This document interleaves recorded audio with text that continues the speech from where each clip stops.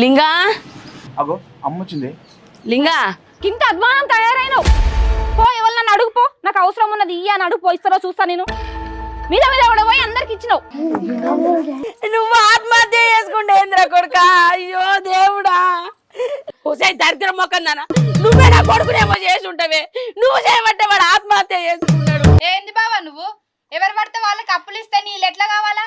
ఇదేరా మొన్న గొడవ పెట్టుకొని మొగని చంపింది. ఏమైంది బావా? బావా వాడు ఎవడు ఉండే కదా, వాడు ఇత్తలేడా? ఏం మాట్లాడతాను శ్రీకాంత్?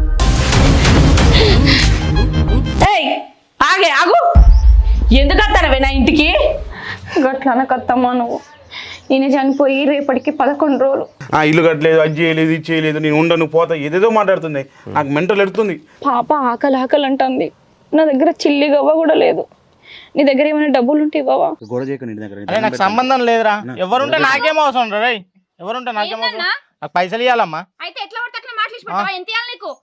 ఇవ్వాలి 50,000 దాకా ఇవ్వాలమ్మా నాకు. 2 లక్షలు అడిగినా గానీ అవును, కొద్దిగా 2 లక్షలు మా ఇంట్లో పిల్లలు పుట్టు తిడుతుంది. ఆ ఇల్లు కడతా, నీ బంగారం తీపిస్తా, అన్ని అప్పులన్నీ క్లియర్ చేస్తా. నా గురించి ఏమనుకుంటున్నావు నువ్వు? తీసుకో 50,000 ఉన్నాయి, తీసుకొని పోయి తర్వాత. థ్యాంక్స్ మా. రైట్.